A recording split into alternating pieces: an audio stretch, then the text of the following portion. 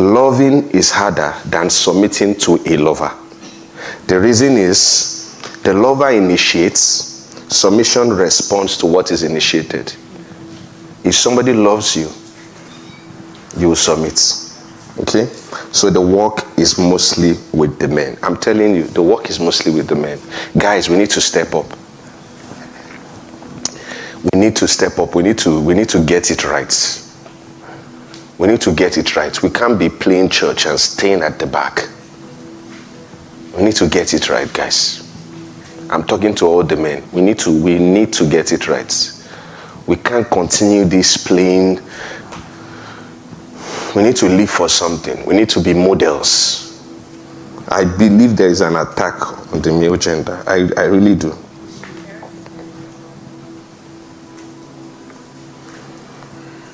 Are you still with me?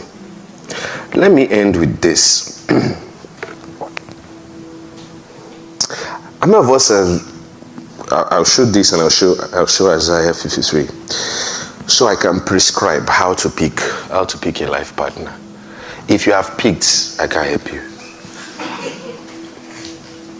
You have picked. Me and my wife, we spoke some time ago. I remember one night we were having issues. This was like maybe 4 months into our marriage. In the night, dark.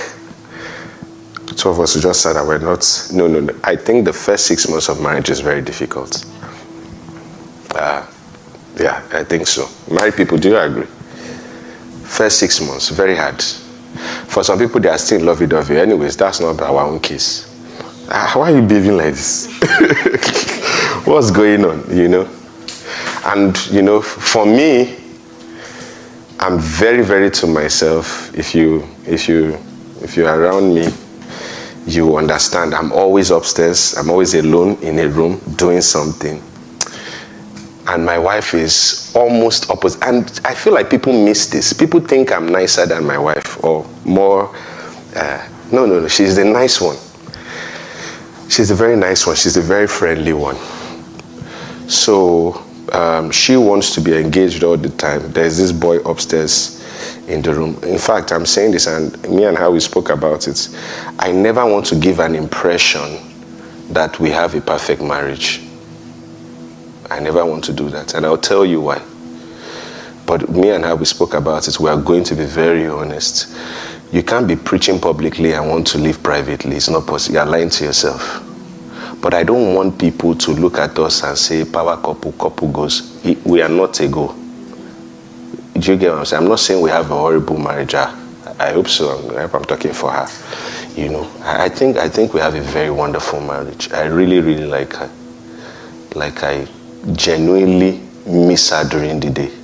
If I'm out, it's okay, don't say Yeah. The girl is very funny. Very, very funny. I really like her. You know, and I like that she's very honest and very real. But I remember that night we stayed, and I'm saying this so that I want you to get math and not miss it. I'm saying this so you don't miss this. We sat in the dark. I told her, I said, see, I'm coming from a broken home. This my marriage is warfare. I don't want to lose. She said, I understand. We won't lose. Many of you need to look at your family. And if you see a pattern, die there. Don't lose. You have to break that thing.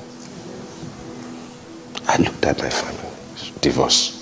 3 husbands, 4 husbands. We are fighting too much. I don't want to lose. As we're talking in the dark, for some reason, I saw her face clearly in the dark.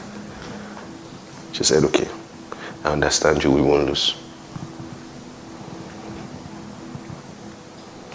You have to understand that this thing is warfare.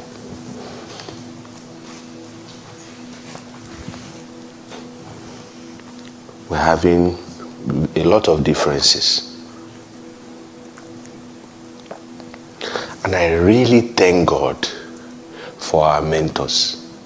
Please have pastor. Please have pastor.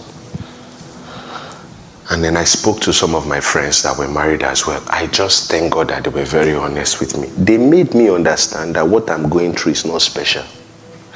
Sometimes I'll be describing my wife to somebody like this.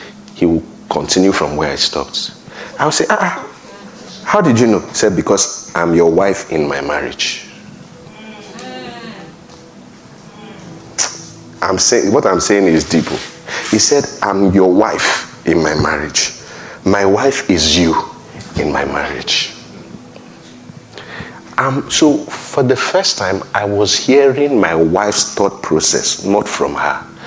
That's why she's behaving like this. So that's why I do what I do. I say, hey, you are not good, though. But it made me understand, and I tried that thing. I spoke with Francis Ashade. He's in our church. Because he's in my church doesn't mean I can't learn from him. I called him. We have been married. What's going on? He explained, Pastor, this is it. This person, what's going on? Friend in Canada, what's going on? Then I went to my spiritual pastors. That now made everything clear. I said, okay, the grass is not greener on the other side. We have worked to an extent. If I leave this one now, I want to start the process again. Okay, let me be working. Changed everything. Don't let somebody lie to you. You see, in fact, it's proven research that people that put their marriage on social media and form happy couple, they always break it because they put unnecessary pressure. Sometimes I'm looking at some people, the way I say, this vacation that people went to, are you enjoying it? Because before you set stage light camera, before you put all the scenery, I say, you are not enjoying the moments.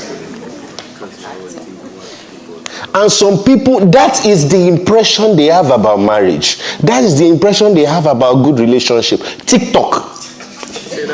Please don't laugh. I need you to understand this. Don't compare your relationship, your marriage with another person.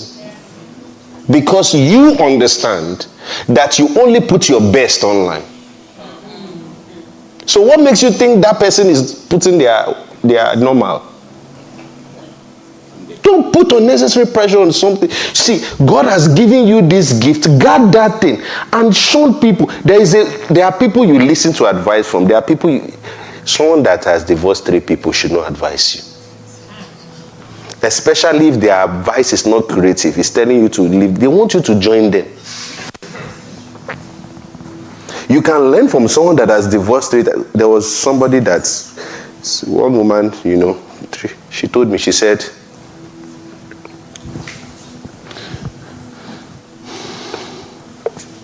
when I divorced my first husband, he was not good. When I divorced my second husband, he was not good. When I divorced my third husband, it's not good. She said one day, and some people are honest with themselves. She said one day I sat down and I thought about it. Let me even go and check my first husband. I divorced him. After 2 years he got married, he's still married. The problem is me. If you enter one room, something is smelling. You enter the second room, something is smelling. They thought we are the one. If you break up, the way to break up, because breakup is a sign of a successful dating process. Two of you identify that it won't work. You have to sit down and see all the things that cause that thing, so you know what is wrong with you. If you keep externalizing, you will not grow.